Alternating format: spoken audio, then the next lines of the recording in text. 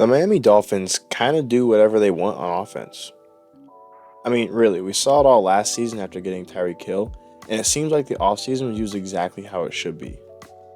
Miami's offense in week 1 was simply fun to watch. There's not another way I could put it to make it more clear than that. And they had missed opportunities on several plays as well. Miami's offense won this game, let's be clear about that, and they did it by really only throwing routes that ran through the middle of the field.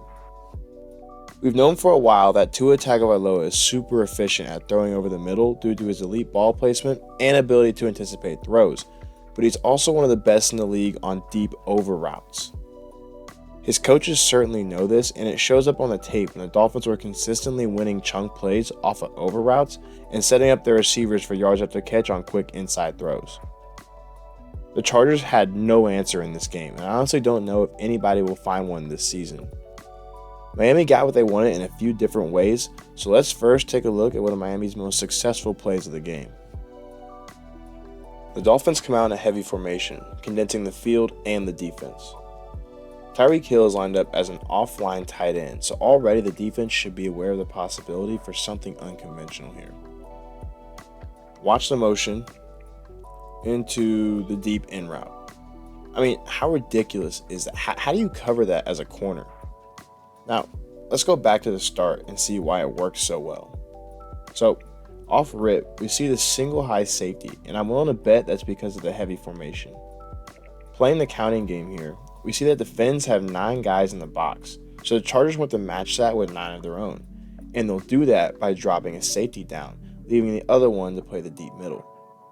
Since that man has to play his middle zone, he's not going to be able to easily pick up routes that cross his face going towards the sideline. Remember this concept because we'll see it later.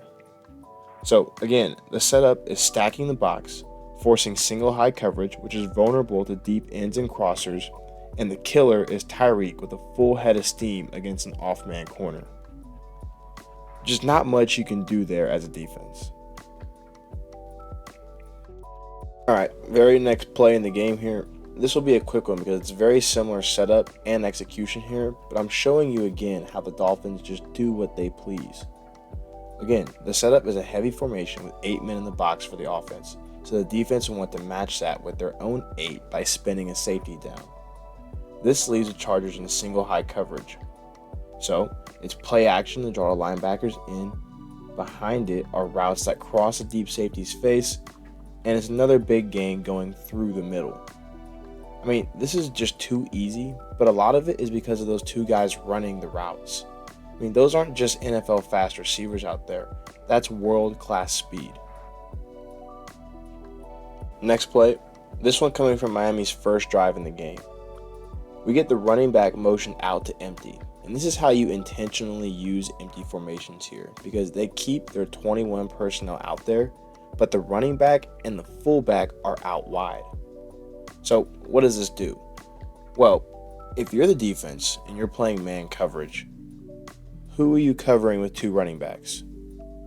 Corners? Probably not, because unless you're in a dime package, then you'll be forced to use linebackers to cover Jalen Waddle and Tyreek Hill. And I honestly wouldn't even want to watch that because it wouldn't be entertaining football. So using empty here lets Tua easily know that he's got man coverage, so he's not even going to play it off. He's going straight to Waddle here, and then that speed and elusiveness is on full display for a gain of 34. Also, side note, how about the day number 27 is having on defense, man? Miami is just putting him in losing situations constantly. Poor guy.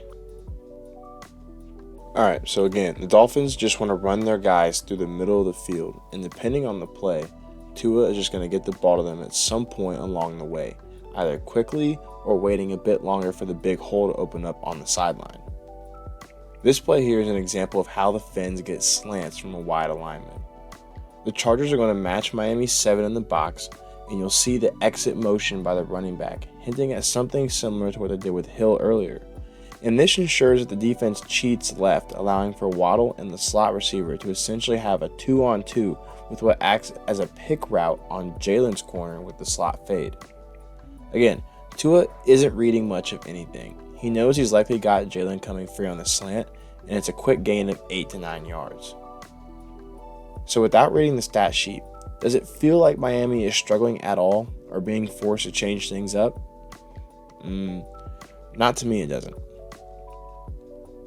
Alright, last play here. Let's showcase some of Tua's anticipatory throwing here. So, we're essentially got here is empty with the back well outside the tackle box in some creative alignment I've never seen before. Miami puts Hill in what's called glide motion to get him running into this drag route here. And watch Tua. He's making his read here, looking to see if any of these two defenders drop into the middle zone. And once he sees it's clear, boom, the ball is out immediately because he's anticipating Hill being open here. Look, Hill isn't even making eye contact with Tua when this ball is thrown, and I think it actually surprises him because I would expect him to put his shoulder down or try to spin through contact into the end zone. But he's just trying to make sure he has the ball here when he gets hit. Yeah, that's great stuff. And again, it's Miami saying, you're not going to stop us from running through the middle. And they're right. The Chargers had no answer. Okay, so that's it for today, folks. If you got any of these three, Tua, Hill, or Waddle on your fantasy team, I hope you're as excited as I am after watching how Miami imposes their will in the passing game. We're going to try to upload videos like this every week of this NFL season. So if you like this video style, let me know with a like and subscribe to the Football School for more content just like this. Also, follow me on Instagram for early looks at the videos and to support the channel effort. Thanks, and I hope to see you again soon.